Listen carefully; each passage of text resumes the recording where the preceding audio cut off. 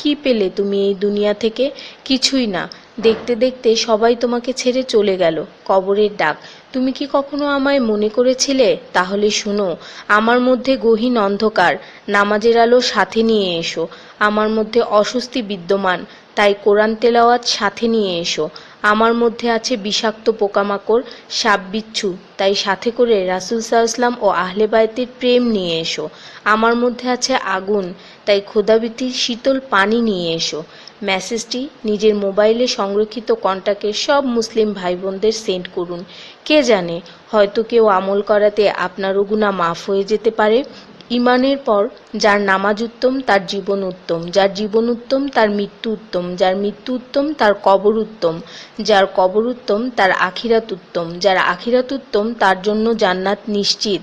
So don't miss নামাজ। সোয়াবের জন্য হলেও অন্ততপক্ষে একজন বন্ধুকে তো অবশ্যই এই মেসেজটি সেন্ড করুন। আল্লাহ আমাদের উপর সন্তুষ্ট হন, আমিন। 5 জায়গায় হাসাহাসি করা সাধারণ গুনার চেয়ে 25 গুণ অন্যায়। 1. কবরস্থানে। 2. জানাজার পিছনে। 3. কোনো মজলিসে। 4. কোরআন তেলাওয়াতের সময়। 5. মসজিদে। শুধু একবার কাউকে পাঠান, অনেক মানুষ এসব গুনাহ করা থেকে বেঁচে যাবে। একা আছেন, আল্লাহকে স্মরণ করুন। কষ্টে আছেন, মুহাম্মদ ও আলে মুহাম্মদের উপর দরুদ পড়ুন। মন খারাপ থাকলে ইয়া হাইয়্যু ইয়া কাইয়্যুমও পড়ুন। টেনশনে থাকলে ইয়া রাহিমও পড়ুন। ফ্রি থাকলে মেসেজটি ফরওয়ার্ড করুন।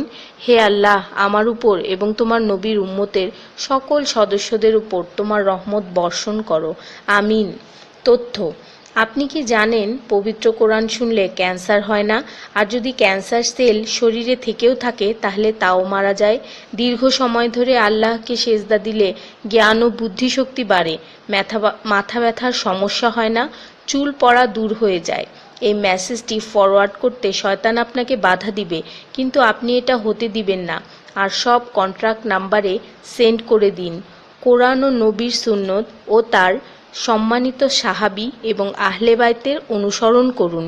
ক্যান্সার একটি ভয়ঙ্কর রোগ। অনেক মানুষ আছে যারা নিজেরাই এটাকে দাওয়াত দিয়ে নিয়ে আসে।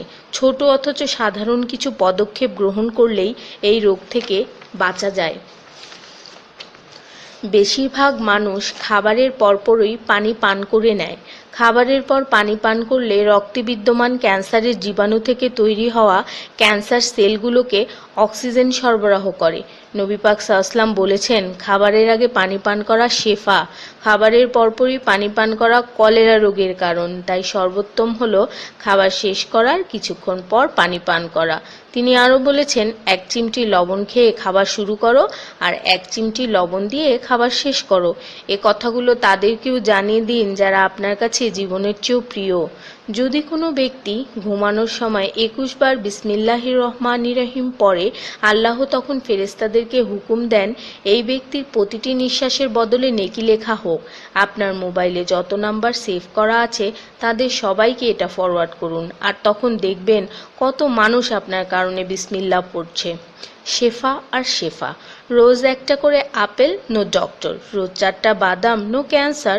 রোজ একটা লেবু, নো ফ্যাট। রোজ 1 glass milk, no bones problem.